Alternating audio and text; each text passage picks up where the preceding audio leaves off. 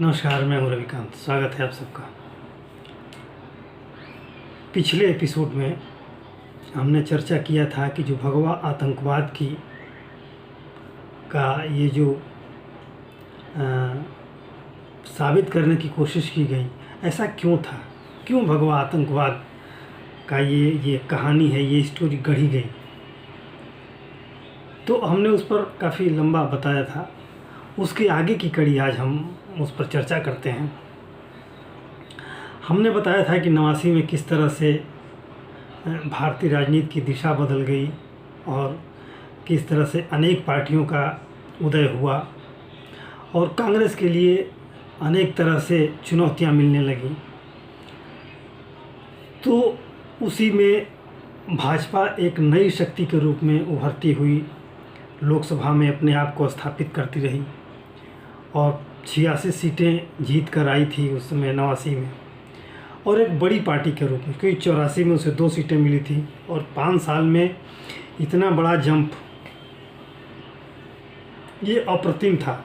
ये जो उत्कर्ष था भाजपा का, वास्तव में भविष्य का संकेत था। भविष्य की राजनीतिक दिशा क्या होगी इसका संकेत था। चूँकि भाजपा के चूँकि अनेक सहयोगी संगठन थे, आरएसएस उसका मातृ संगठन था, इसके अलावा विश्व हिंदू परिषद, बजरंग दल, तमाम तरह के संगठन थे जो अपनी भावनाओं से, अपने उद्देश्यों से, अपने जो हिंदुत्व की विचारधारा है उससे एक जनजागरण का अभियान चलाया करते थे समय समय पर। और संघ अपनी शाखाओं के माध्यम से देश को जागरूक करता ही है। राष्ट्रवादी विचारधारा उसके लिए सर्वोपरि है और हिंदुत्व की विचारधारा उसके लिए सर्वोपरि है। ये दोनों विचारधाराएं समाज में एक धीरे धीरे लोगों को जगाने का काम करती थी। और जैसे जैसे भाजपा मजबूत होती गई वैसे वैसे इन संगठनों का विस्तार भी होता गया और भाजपा खुद मजबूत होती गई। 89 के बाद राजनीति ने जो करवट बदली, एक तरफ हालांकि ये कहा जाता था, मीडिया में चर्चा होती थी कि मंडल और कमंडल के बीच की जो लड़ाई है, देखें भारत को किस दिशा में ले जाती है। और चूँकि मंडल कमीशन के आने के बाद अनेक पार्टियों का उदय हुआ, अनेक पार्टियां विभाजित हुईं और जातिवाद के नाम पर पार्टियां बनी, उनके अपने अपने उद्देश्य थे। लेकिन भाजपा ने कभी राष्ट्रवाद को और हिंदुत्व को कभी नहीं छोड़ा और इसे और मजबूत करने के लिए उसी दौर में राम मंदिर के लिए आंदोलन खड़ा करने का एक प्रयास हुआ, जो जितने हिंदुवादी संगठन थे और सबका समर्थन मिला उसमें। और भाजपा ने इस अभियान को और मजबूती से समाज के सामने रखा। आडवाणी जी ने अपनी रथ यात्रा निकाली और एक तरह से पूरे देश में एक आंदोलन का माहौल हो गया था। कांग्रेस इससे डर गई। उसे लगा कि अगर ऐसे ही भाजपा का विस्तार होता रहा तो कांग्रेस एक दिन हाशिए पर चली जाएगी। और कांग्रेस जिस तरह से कांग्रेस का क्षरण हो रहा था, जिस तरह से अन्य पार्टियां कांग्रेस के ही वोट बैंक को अपने में हथियाते हुए आगे बढ़ रही थी, और दूसरी तरफ भाजपा, कांग्रेस के वो पुराने कांग्रेसी जो राष्ट्रवादी विचारधारा के थे, जो पुराने कांग्रेस के नेताओं को अपना नेता मानते थे, वो धीरे धीरे भाजपा की तरफ आकर्षित होने लगे। इस तरह से भाजपा मजबूत पार्टी के रूप में उस भाजपा का उभार होता रहा। 1996 का वो दौर आया जब भाजपा पहली बार सत्ता में आई। अटल जी ने प्रधानमंत्री पद की शपथ ली 1996 में। भाजपा सबसे बड़ी पार्टी के रूप में आई और 161 सीटें भाजपा जीत कर आई थी। लेकिन बहुमत न मिल पाने के कारण, विश्वास मत न मिल पाने का अंदेशा अटल जी को हो गया था। उन्होंने 13 दिन में इस्तीफा दे दिया। फिर देवगौड़ा जी की सरकार बनी और उनके जाने के बाद फिर गुजराल की सरकार बनी। उसके बाद जो फिर चुनाव हुए 98 में, भाजपा सबसे बड़ी पार्टी के रूप में सामने आई और उसके गठबंधन को बहुमत मिला। भाजपा चूँकि चुनाव से पहले ही गठबंधन कर चुकी थी, अटल जी फिर से प्रधानमंत्री बने। तो ये जो दौर चला, फिर 99 में 13 महीने के बाद सरकार गिर गई, तो फिर चुनाव हुआ, फिर भाजपा उतने ही बहुमत से आई। तो कांग्रेस को लग गया था कि अब भाजपा को चुनौती देना कठिन है।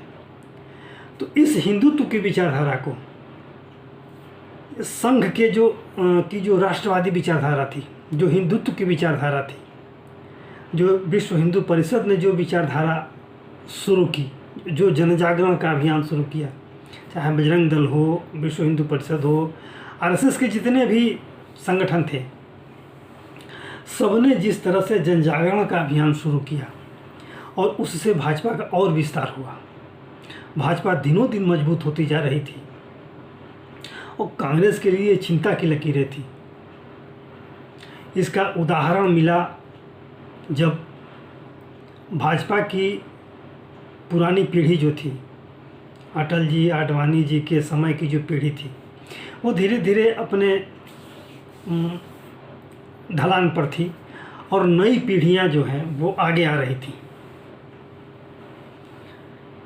उसका सबसे प्रमुख उदाहरण गुजरात था, जहां नरेंद्र मोदी मुख्यमंत्री बने गुजरात के, और गुजरात ने जो तरक्की शुरू की और कांग्रेस को वहां हाशिए से भी बाहर चली गई कांग्रेस, और भाजपा ने जिस तरह से गुजरात की देखभाल की, गुजरात का उत्थान किया, गुजरात का और विकास किया, वो देखने लायक था। और मोदी जी के नेतृत्व में गुजरात ने अनेक ऊंचाइयों को छुआ, विकास के अनेक मानदंड वहाँ स्थापित हुए, अनेक झंझावातों के बाद भी। तो कांग्रेस को लग गया था कि अब चूँकि वो दौर ऐसा था, अटल जी के बाद का जो दौर था, वो दौर ऐसा था जिसमें न इंदिरा जी थी, न राजीव जी थे। सारा जो बागडोर था वो सोनिया गांधी जी के हाथ में था और कुछ उनके सलाहकारों के हाथ में था। अब उनके सलाहकार किस तरह का सलाह दें, कैसे पार्टी का उत्थान हो, वो सबके सामने है। कांग्रेस चाहते हुए भी भाजपा का मुकाबला करने में अपने आप को सक्षम नहीं पाती थी। और 2004 से जब मनमोहन सिंह की सरकार आई, तो 2004 से 14 के बीच में जो घोटाले हुए, इतिहास के इतने बड़े घोटाले कभी नहीं हुए जो इस 10 साल के दौरान हुए। पार्टी में, सरकार में एक दूसरे के प्रति किसी का विश्वास नहीं था। प्रधानमंत्री की जो गरिमा थी, वो उस तरह की गरिमा नहीं रह गई थी। प्रधानमंत्री से ज़्यादा उस सोनिया गांधी का महत्व था सरकार के लिए, जो किसी भी संवैधानिक पद पर नहीं थी। तो अब भारत की राजनीति किस दिशा में जा रही थी और किस तरह के कारनामे हुए उस समय, कोई ऐसा शहर नहीं था जब वहाँ बम विस्फोट न होते हों। दिल्ली हो, जयपुर हो, बनारस हो, अयोध्या हो, समय समय पर बम विस्फोट होते रहे, आतंकी घटनाएं लगातार हो रही थी। उसी दौर में मुंबई में भी ये आतंकी घटना हुई, उसी दौर में ये मालेगांव की घटना हुई, जिसमें हिंदू आतंकवाद की थ्योरी गढ़ी गई। तो अब ये सवाल उठता है कि क्या हिंदू आतंकवाद की थ्योरी इसलिए गढ़ी गई कि भाजपा को लोगों की नज़र में गिरा दिया जाए? जो राष्ट्रवाद की भावना को लेकर के भाजपा चलती थी और आरएसएस चलता था, उसको तोड़ने के लिए ये हिंदू आतंकवाद की थ्योरी गढ़ी गई थी। क्योंकि आज भी देखिए, राहुल गांधी बार बार अगर किसी पर चोट करते हैं तो भाजपा से ज़्यादा आरएसएस पर चोट करते हैं। आरएसएस पर सबसे ज़्यादा चोट करते हैं। वो जानते हैं कि आरएसएस भाजपा का मातृ संगठन है और भाजपा के विस्तार में आरएसएस की बहुत बड़ी भूमिका है। और साथ में जो इसके हिंदूवादी संगठन हैं, जो आरएसएस के अन्य संगठन हैं, चाहे विश्व हिंदू परिषद हो, बजरंग दल हो, अन्य भी वो सबको, क्योंकि देखिए मालेगांव की घटना के बाद जब हिंदू आतंकवाद की थ्योरी गढ़ी गई तो उसमें जिन संतों को गिरफ्तार किया गया था उनको नाम लेकर कहा गया था कि फलां फलां फलां का नाम ले लो तुम बच जाओगे। वो भाजपा के बड़े नेता थे। यहाँ तक कि संघ के सरसंघ चालक मोहन भागवत का नाम लेने की बात आई, जो हमारे वर्तमान यूपी के मुख्यमंत्री हैं उनका नाम लेने की बात आई, और भी कई शीर्ष नेता थे भाजपा के, उनका नाम लेने की बात आई। तो ये क्यों था? क्या इसलिए था कि जनता की नज़र में भाजपा गिर जाए, जनता की निगाह में गिर जाए और कांग्रेस का फिर उद्धार हो? क्या कांग्रेस के पास ऐसे मुद्दे नहीं बचे थे कि वो लड़ करके राजनीतिक रूप से अपने पुराने वैभव को फिर से प्राप्त करे, लोकतांत्रिक तरीके से जनता का विश्वास हासिल करे? अब उसी दौर में आप देख लीजिए, जब मोदी जी आए सत्ता में तो कांग्रेस के एक नेता पाकिस्तान गए और उन्होंने वहाँ गुहार लगाई मीडिया के सामने कि अब आप ही लोग कुछ कीजिए। तो ये क्या हिंदू आतंकवाद की अगली कड़ी थी जो मणिशंकर अय्यर पाकिस्तान जाकर के और ये गुहार लगा के आए कि आप ही लोग कुछ कर सकते हैं? वहाँ लोगों ने कहा कि इसमें हम क्या कर सकते हैं, वो आपकी अंदरूनी बात है। तो ये कड़ियाँ अगर आप आपस में जोड़ते जाएं तो आपको लगेगा। और आज जिस तरह से वर्तमान में 2014 में जब मोदी जी की सरकार आई और 2014 से लेकर के और 25 के बीच में जिस तरीके से दुनिया में भारत का वैभव बढ़ा, गौरव बढ़ा, भारत का उत्कर्ष हुआ, राजनीतिक उत्कर्ष हुआ, आर्थिक उत्कर्ष हुआ, सैन्य उत्कर्ष हुआ, वो अप्रतिम था। दुनिया भारत की तरफ देखने लगी, पूरी दुनिया की नज़र भारत की तरफ थी, आज भी है। तो ये इसको देख करके और जिस तरह से कांग्रेस का लगातार पतन हुआ 84 के बाद से, एक स्थिर तरीके से निरंतर कांग्रेस पतन के कगार पर पहुंचती गई। 2014 में तो कांग्रेस अपने न्यूनतम धरातल पर थी। जो कांग्रेस कभी 400 सीटें पाती थी वो कांग्रेस 44 सीटों पर सिमट गई। कांग्रेस की ये दुर्दशा थी। तो क्या कांग्रेस को अंदेशा हो गया था अटल जी के ज़माने में ही कि अब भाजपा जिस तरीके से बढ़ रही है आगे और वो हमारे लिए एक काल बनकर उभरेगी, हमारे संगठन को ख़त्म कर देगी, हमारी पार्टी को ख़त्म कर देगी?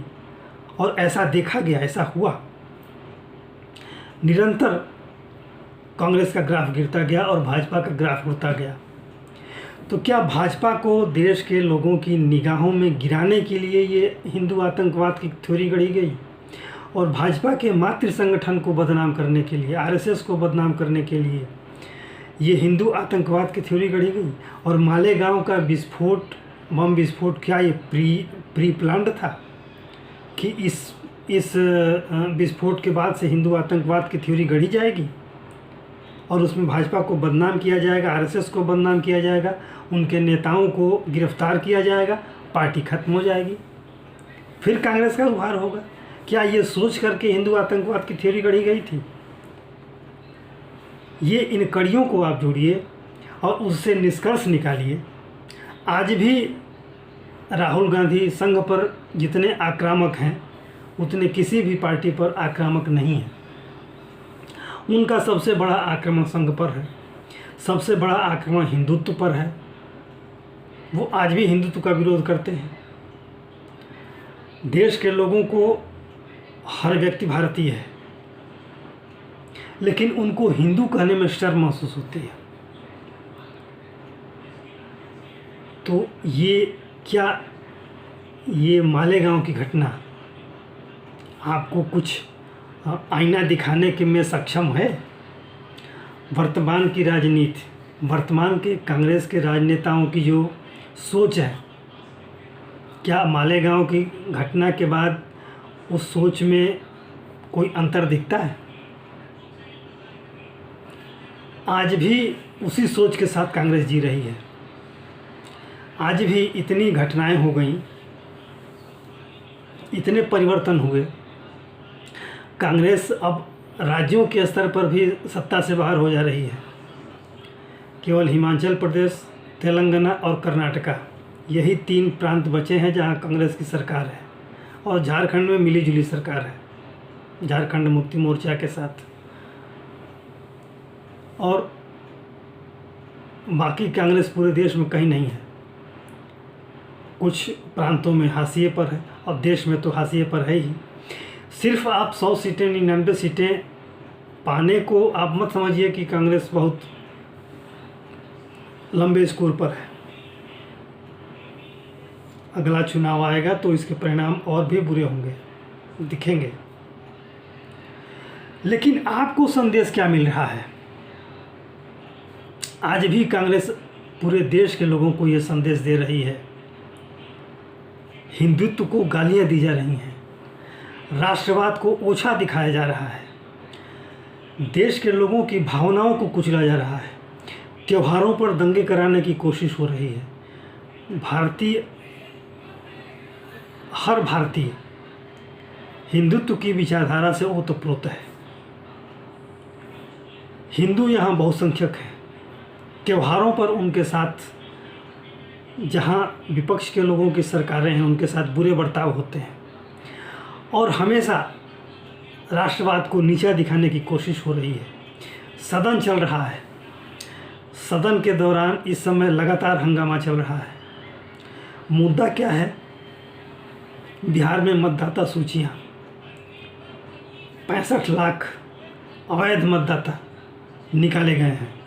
वो या तो अवैध हैं, घुसपैठिए हैं, उनमें से कुछ लोगों की मृत्यु हो गई है, कुछ लोग दूसरे प्रांतों में चले गए हैं। इस तरह से अभी ये पहली सूची आई है, इसके बाद और सूचियां आने वाली हैं। तो उसके लिए लगातार आडंबर, बवंडर चल रहा है, एक वितंडा खड़ा करने की कोशिश हो रही है, क्योंकि कांग्रेस के पास कोई मुद्दा नहीं है। और इस बीच ये मालेगांव की घटना का ये जो फैसला आया है कोर्ट से, NIA कोर्ट से, ये खुली किताब की तरह है। सारे जिन लोगों को आरोपों में गिरफ्तार किया गया था वो सभी बरी हो गए, बाइज्जत बरी हो गए। अपराधी आज तक पकड़े नहीं गए।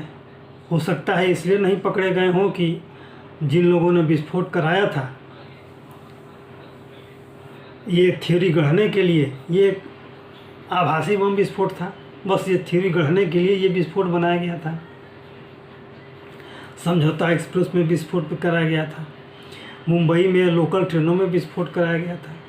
तो ये सारी चीज़ें, मुंबई का हमला, मालेगांव के हमला के आसपास ही हुआ था वो हमला। और आप कल्पना करिए अगर कसाब जिंदा न पकड़ा गया होता तो जो भी आतंकी थे, उनके हाथ में कलावा था, माथे पर तिलक था, उनके साथ हिंदू ग्रंथों के कुछ प्रतियां थीं और ऐसे कुछ चीज़ें थी जिससे ये साबित हो सके कि ये हिंदू आतंकवाद का ही एक रूप है। वो तो कसाब पकड़ा गया, जिंदा पकड़ा गया और उसने सारी बातें उगल दी। उसने अपना स्थायी पता भी बताया कि वो पाकिस्तान का रहने वाला है। ये साजिशें कैसे हुई है, हमारे खुफिया एजेंसियों के पास सारी खबरें हैं। लेकिन जो ये झूठा आडंबर चला पिछले 20-25 सालों से, 25 या 30 वर्षों से, 30-35 सालों से आडंबर चला, जिस तरह से कोशिश की गई कि हिंदुत्व को बदनाम किया जाए, राष्ट्रवाद की भावना को बदनाम किया जाए ताकि कांग्रेस का फिर से उभार हो, तो ये क्या कहता है? आप सोचिए इस पर। आज के लिए इतना ही। आशा है वीडियो आपको अच्छा लगा होगा। आपसे अनुरोध है कि आप इसे लाइक करें, शेयर करें और सब्सक्राइब जरूर करें। धन्यवाद।